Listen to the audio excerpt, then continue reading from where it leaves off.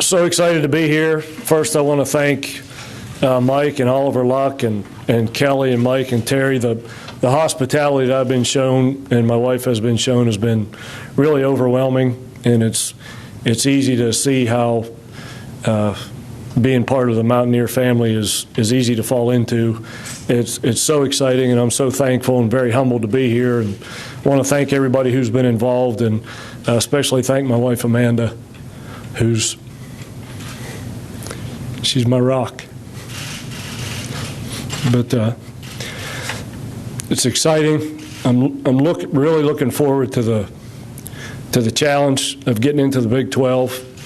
It's a new era for West Virginia baseball, and as I talk to people and look around at some of the former players and the great tradition of great players they've had here, that I want to continue to bring those type of players to West Virginia, and it's so exciting to get into the Big 12. And you look at the vision that West Virginia has for the baseball program, and with the vision of the new stadium down the road, what it's going to do for the entire community of Morgantown. And I know Legion baseball is very strong here, and potentially a minor league team coming to the town, and the entertainment value that'll provide to a town like Morgantown. You just can't emphasize enough how important that could potentially be for everybody in this community in the state of West Virginia. And I really look forward to connecting with all the high school coaches in the state, and my staff and I are going to work diligently and tirelessly to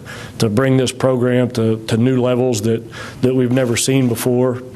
And but at the same time, I understand that this is not going to be a one-man show.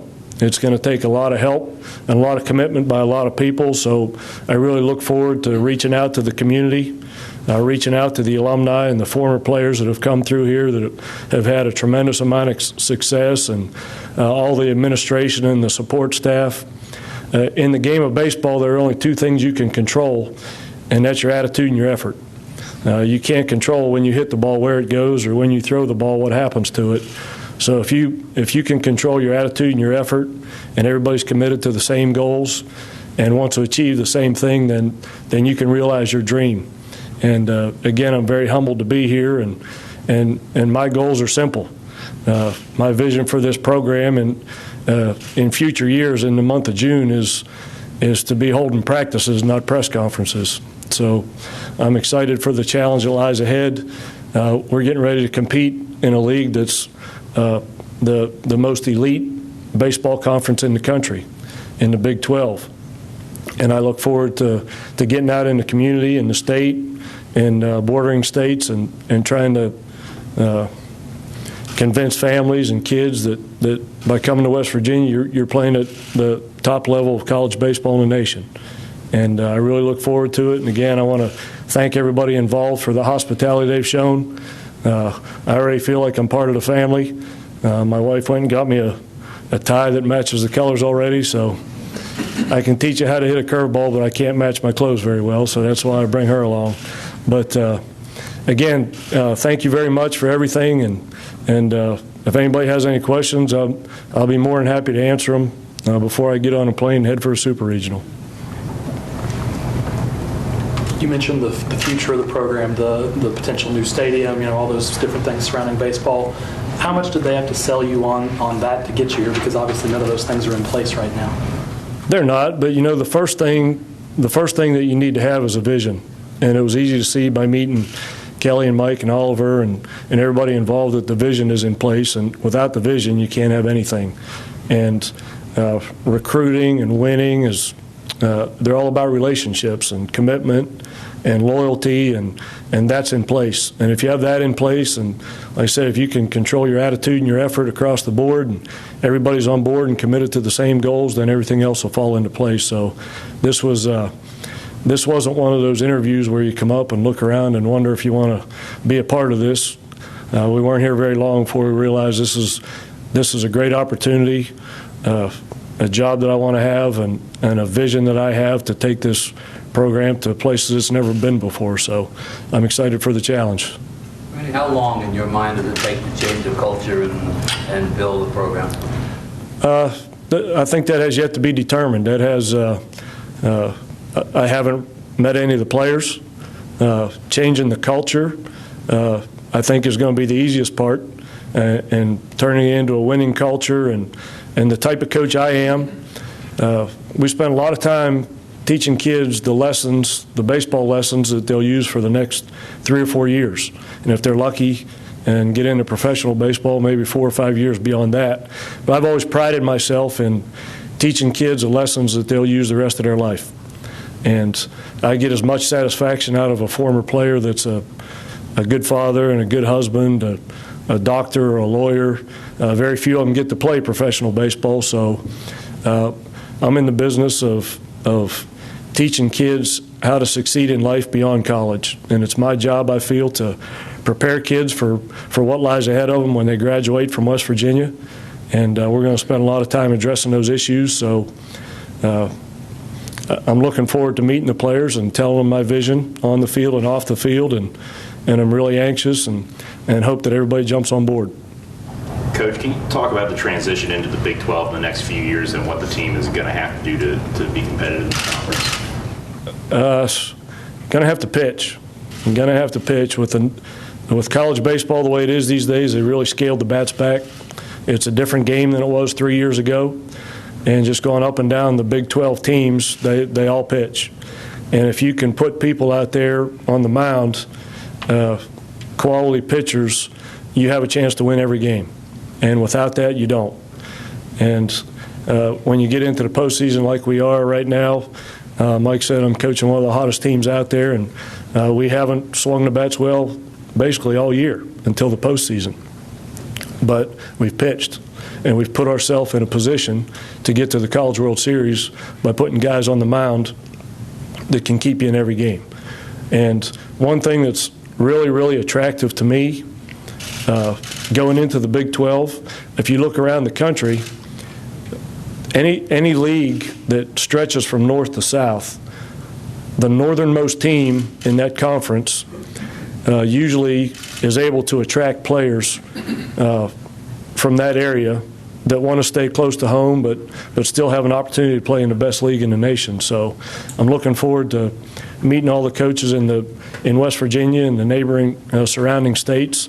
I think it's an attractive place, and obviously with the football program and the basketball program having so much success that they've had recently, we're going to be able to attract some kids from other states that want to be a part of something we're going to have that I feel is going to be pretty special.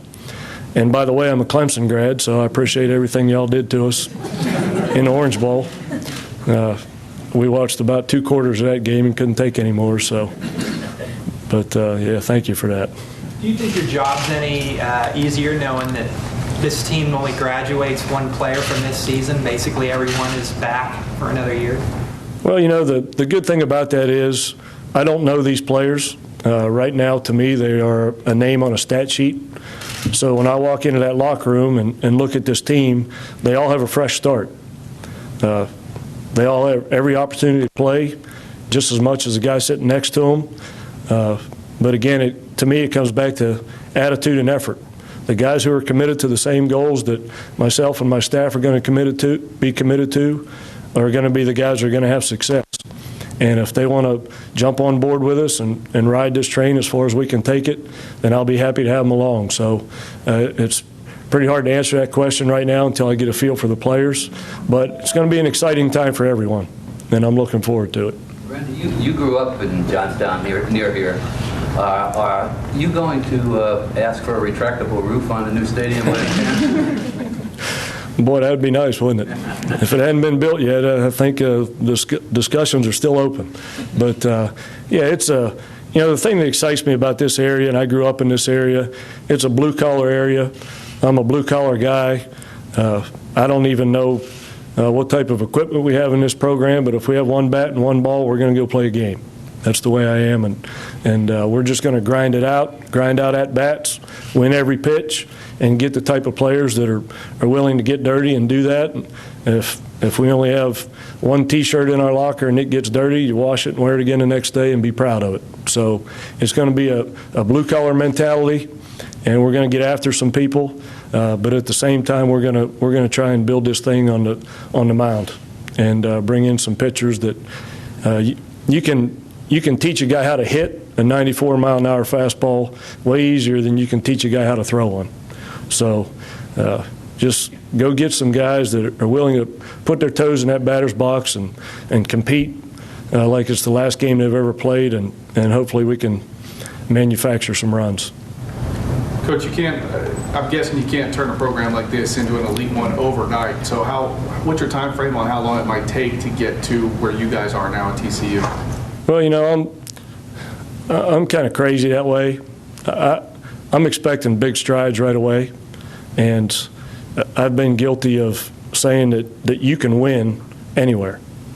You can win anywhere if you just get after it and get the right people and have the support of the administration, which we obviously do, the support staff, the players. If you do it the right way, I really believe you can win anywhere.